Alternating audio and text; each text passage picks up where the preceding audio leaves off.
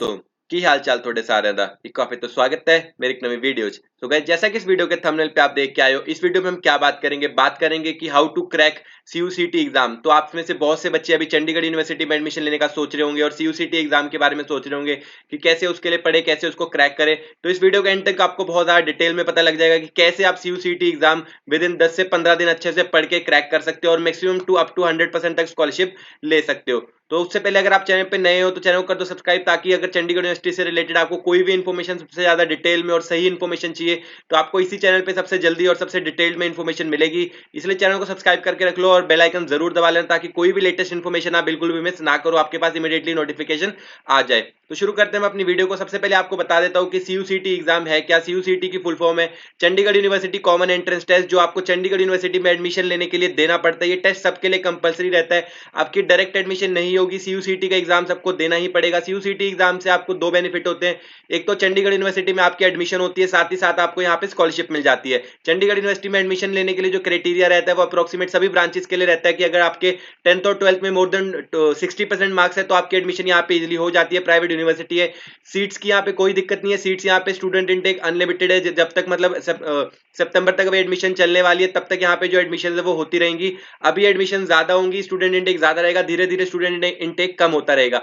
लेकिन ऐसा नहीं है कि यहाँ पे किसी को भी एडमिशन में कोई भी दिक्कत आने वाली, क्योंकि एक प्राइवेट यूनिवर्सिटी है, स्टूडेंट इनकी नंबर ऑफ सीट्स किसी भी चीज में फिक्स नहीं है। तो जितने भी बैच आते जाते हैं उतने उतने बच्चे यहाँ पे स्टूडेंट इनटेक होता रहता है। तो शुरू करते हैं अपने सीयूसीटी एग्जाम के बारे में, वैसे बेसिकली वीडियो की कैसे उसको क्रैक करना है। तो अगर आपने अभी अभी अपने 12th के एग्जाम दिए ना, तो मैं आपको ये रिकमेंड करूंगा आप इमीडिएटली सीयूसीटी का जो एग्जाम है उसको रजिस्टर कर दिए। क्यों? क्योंकि जो सीयूसीटी का सारा सिलेबस रहता है ना वो आपके 12th में से आने वाला है, वो आपको मैं दिखा भी देता हूँ। सबसे पहले तो आपको किसी भी एग्जाम को क्लियर करने के लिए क्या पता होना चाहिए, पेपर का क्वेश्चन पेपर पैटर्न पता होना चाहिए। तो हम क्वेश्चन पेपर पैटर्न पे चले जाते हैं। तो क्वेश्चन पेपर पैटर्न पे जाके मैंने ऑलरेडी बहुत सारी वीडियोस बना रखी हैं, जिसमें मैंने मेडिकल, नॉन मेडिकल, किसका क्वेश्चन पेपर पैटर्न क्या है, सारी वीडियोस अलग अलग से बना रखी है। तो आप वो वाली वीडियो जाके देख सकते हैं। अदरवाइज इस वीडियो में भी मैं आपको दोबारा से दिखा ही रहा हूँ कि जो 10+2 जिनके पास नॉन मेडिकल, तो अब जो बहुत से बच्चे आते हैं कि जो सीयूसीटी का हमारा सिलेबस रहेगा वो कहाँ से आएगा, 12th में से आएगा या डिग्री में से आएगा। तो आप सबको ये बात क्लियर कर दूं कि जो भी सब्जेक्ट्स आपने 12th में पढ़े हैं, आपका सीयूसीटी का जो एग्जाम है उन सब्जेक्ट के बेसिस पे होने वाला है। अगर जैसे कि मेरे पास था पीसीएम मतलब फिजिक्स केमिस्ट्री मैथ, मेरे पास नॉन मेडिकल के सब्जेक्ट थे, तो जो मेरा सीयूसीटी का एग्जाम होगा वो कैसे होगा, इंग्लिश, फिजिक्स, कंप्यूटर और मैथमेटिक्स, ये सब्जेक्ट आएंगे। अगर मेरे पास जैसे बायोलॉजी थी, अगर जैसे मेरी 10+2 में जो मेरे पास पीसीएम था वो केमिस्ट्री के साथ था, कंप्यूटर के साथ नहीं, तो मेरे क्या सब्जेक्ट्स आएंगे, English, physics, chemistry, mathematics. Similarly अगर मेरे पास बायो थी, है ना, तो मेरे पास क्या सब्जेक्ट्स आएंगे, इंग्लिश, फिजिक्स, केमिस्ट्री, बायोलॉजी। तो ऐसे करके आपको सब्जेक्ट्स आने वाले, आप अपने अकॉर्डिंग सारे यहाँ पे देख सकते हैं कि अगर आप कॉमर्स के हैं तो ये वाले सब्जेक्ट आपके रहने वाले हैं, अगर आप आर्ट्स के हैं तो आपके कौन से सब्जेक्ट रहने वाले हैं। तो आप आके यहाँ पे पूरा अपने आप देख सकते हैं। अदरवाइज मैंने सारी मेरे चैनल पे ऑलरेडी वीडियोस बना रखी है जो आप जाके देख सकते हैं।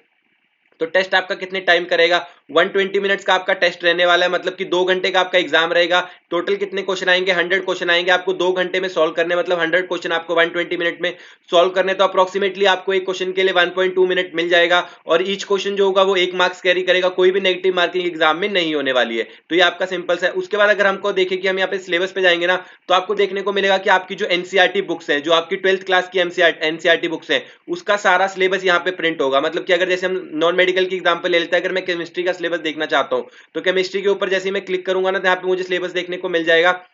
तो सिलेबस देखने को मिल जाएगा, तो आप देखेंगे केमिस्ट्री को वही सारा सिलेबस जो आपकी एनसीईआरटी की बुक में मतलब इंडेक्स में लिखा होता है, वही सारा सिलेबस यहाँ पे दिखाया होगा। तो आपको यहाँ पे अगर तैयारी करनी है ना, तो आपको सिंपल सा यही करना है कि कुछ एक्स्ट्रा आपको तैयारी करने की जरूरत नहीं है, कोई आपको बुक खरीदने की जरूरत नहीं है। आपको सबसे पहला जो काम करना है, अपने 12th की जितनी भी एनसीईआरटी की बुक्स है उनको बहुत ज्यादा ध्यान से पढ़ना है, ताकि आपको उनके बारे में मतलब सारी नॉलेज है वो मिल जाए। ठीक है, तो यहाँ पे अभी थोड़ा सा लोड होने में दिक्कत ले रही है, तो उसके लिए आपको क्या करना है, सिंपल से यही करना है कि हम आपको बस आपको अपनी एनसीईआरटी बुक सबसे पहले सबसे अच्छे से पढ़ लेनी है। उसके बाद आपको जो ट्यूशन वगैरह पे अपने स्कूल वगैरह में नोट्स बनवाए होंगे ना, आपको वो अच्छे से पढ़ लेने हैं। एनसीईआरटी में हर चैप्टर के बाद जो इंपॉर्टेंट क्वेश्चन दिए होते हैं, जो प्रैक्टिस क्वेश्चन दिए होते हैं, आपको मेनली वो ज्यादा तैयार करने हैं। उससे आपका जो सीयूसीटी का एग्जाम है बहुत ईजिली क्लियर हो जाएगा। अभी अगर आपने अभी 12th के एग्जाम पास किए होंगे ना, तो आपको सारा सिलेबस तो ऑलरेडी याद होगा, क्योंकि आपने बोर्ड के एग्जाम दिए।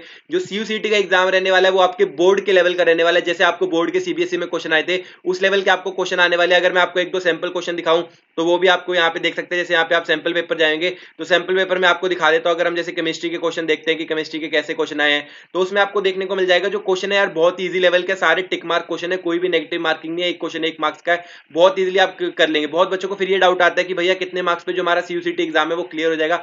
अगर आप 100 में से 20 मार्क्स भी ले लेते हैं सीयूसीटी का एग्जाम आपका क्लियर हो जाएगा। इसमें अगर आप तुक्के भी मार देंगे तो आप पास हो जाएंगे और आपकी यहाँ पे एडमिशन हो जाएगी। सीयूसीटी में आपके कितने भी मार्क्स आए लेकिन फिर भी आप यहाँ चंडीगढ़ यूनिवर्सिटी में एडमिशन मिल जाएगी। लेकिन आपको एक बात का ध्यान रखना है कि आपको सीयूसीटी का जो एग्जाम है वो बिल्कुल भी मजाक में नहीं देना है, उसको एग्जाम को क्लियर करना है, क्योंकि उसके बेसिस के ऊपर आपको अप टू 100% तक यहाँ पे स्कॉलरशिप मिल रही है। तो स्कॉलरशिप को क्यों गंवाना है, आपको अपनी जो एग्जाम है वो बहुत ज्यादा ध्यान से देना है। तो ऐसे कोई भी अपनी मिस नहीं करनी। तो उसमें आपको क्या होगा कि आपका जो एग्जाम रहता है वो अब यहाँ पे दोबारा से एक बार आपको दिखा देता हूँ जैसे, ठीक है।